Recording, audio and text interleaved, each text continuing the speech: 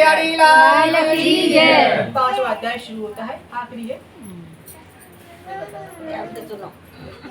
ऋषि मुनि बोले लगे, हे प्रभु, मैं आप आगे कथा सुनाता हूँ। सुनो, कालक नगरी में एक राजा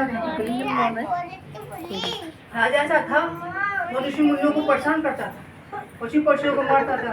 राजा की 16 पुत्र थे। 16 पुत्र थे। राजा एक दिन जा रहा था शिकार करने के लिए, घोड़ा पर कर शिकार करने के लिए जा रहा था वन में। जंगल में ऋषि मुनि सत्यनारायण भगवान की बढ़ती कथा कर रही थी। राजा से कहते हैं, राजन आप बैठ जाइए, कथा सुन के जाना और प्रसाद लेके जाना।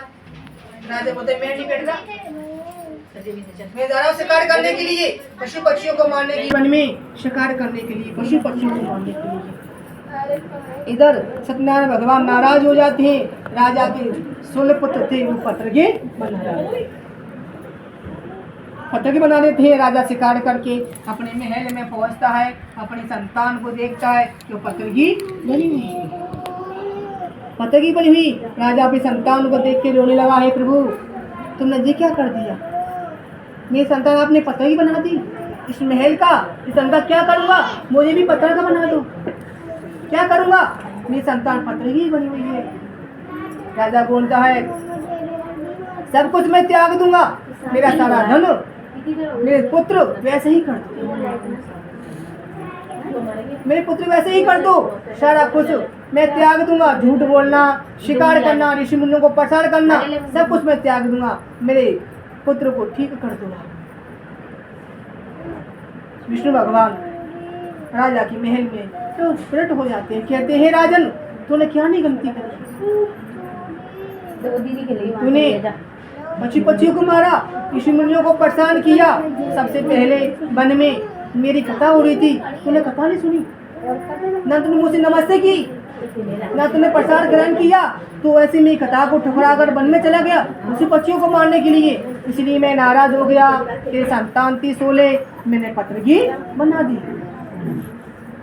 राजा भगवान के चरणों में पड़ जाता है, भगवान से क्षमा मांगता है, प्रभु क्षमा करो, कर दो, मैं सब कुछ मैं त्याग दूंगा। विष्णु भगवान बोलने लगे, ऐसे नहीं, आपको वन में जाना पड़ेगा, ऋषि मुनियों के पास सत्यनारायण भगवान की बढ़ती कथा सुननी पड़ेगी। कथा सुनने के बाद आपके पुत्र जीवित हो जाएंगे। राजा विष्णु भगवान के वचन सुनकर चला जाता है वन में, ऋषि मुनियों के पास सत्यनारायण भगवान की बढ़ती कथा सुनने, और विष्णु भगवान अंतर्ध्यान हो जाते हैं। राजा कथा सुनता है, कथा सुनने के बाद संकल्प लेता है, विष्णु भगवान मैं संकल्प लेता हूँ, मेरी संतान ठीक हो जाएगी, एक पूर्णिमा से सत्यनारायण भगवान की बढ़ती कथा करेंगे। राजा ने संकल्प ले लिया, कथा सुनने के बाद प्रसाद ग्रहण किया, सत्यनारायण भगवान खुश हो गए। राजा के 16 पुत्र से ठीक कर दिए।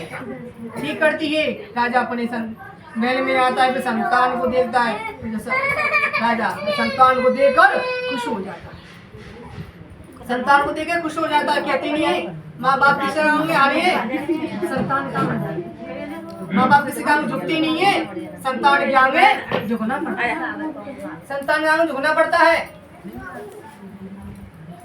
राजा कभी संतान को देखकर खुश हो गया।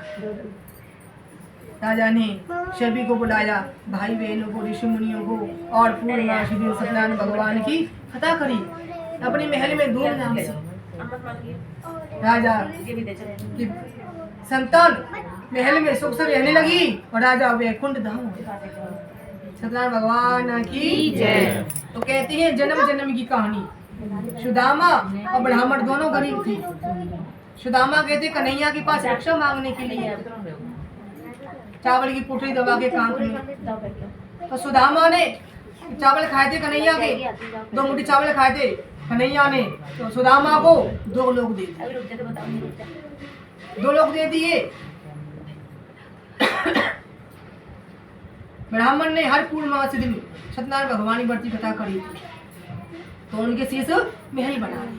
तो कहते हैं, ब्राह्मण सुदामा दोनों की जन्म एक ही कहानी है। राजा दशरथ के कोई संतान नहीं थी और साधु के कोई संतान नहीं थी।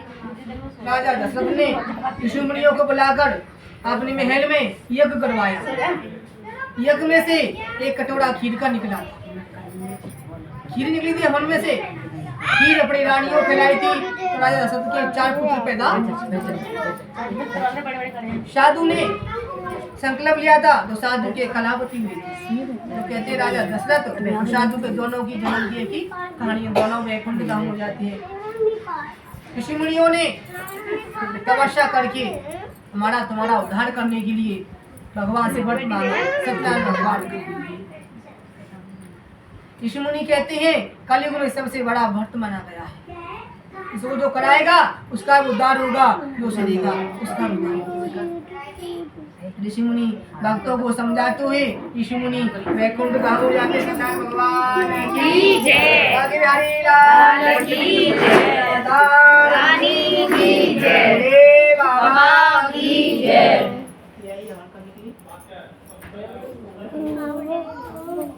जय।